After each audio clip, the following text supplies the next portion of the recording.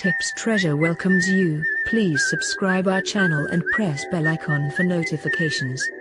Yes, don't forget to like and share our videos to motivate us.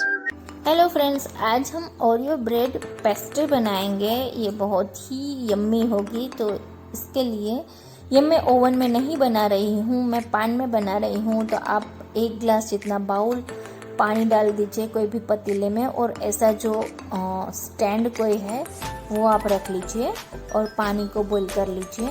अब आधा packet मैंने Oreo का biscuit crush किया है, उसमें 1/2 टेबलस्पून जितना मैंने दूध डाला और थोड़ा ही 1 टीस्पून जितनी मैंने शुगर डाली है, क्योंकि ओरियो के बिस्किट मैंने क्रीम के साथ ही क्रश किए थे। अब उसमें मैंने 1 टीस्पून जितना बेकिंग पाउडर, 1/2 टीस्पून या 1 पिंच जितना बेकिंग सोडा मिक्स किया है।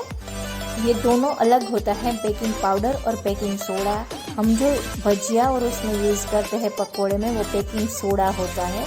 अब मैंने एक बड़ा और एक छोटा बाउल लिया है, दोनों को ग्रीस करके इस हिसाब से हम डोनट का शेप देने के लिए बीच में बाउल रखा है। और ये जो हमारा मिक्सचर है केक का, वो हम बाउल में डाल के बाउल को 10-15 मिनट के लिए हम लो हीट पर, जो हमारा पानी बॉईल हो रहा है उसमें हम इसको बेक कर लेंगे।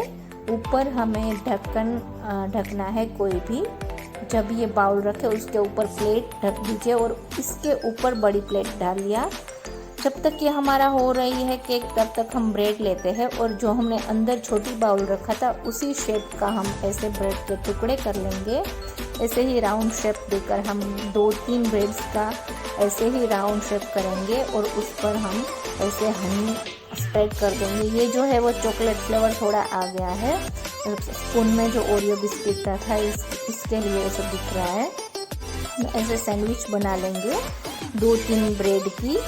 फिर हम इसको बाउल का ही शेप देने के लिए बाउल में थोड़ा दूध डाल के उसमें 1 टीस्पून जितना, फिर जो ऐसे टुकड़े हैं नीचे, क्योंकि बाउल नीचे से छोटा होता है ऊपर से बड़ा, तो ऊपर से जो हमारा है वो हम रखेंगे, नीचे छोटे छोटे टुकड़े डाल के फिर ऊपर मिल्क डालेंगे और ऐसे स्प्रेड कर देंगे उसको मिल्क को, और उसको प्रेस करेंगे ताकि वो शेप आ जाएगा बाउल का जो शेप था।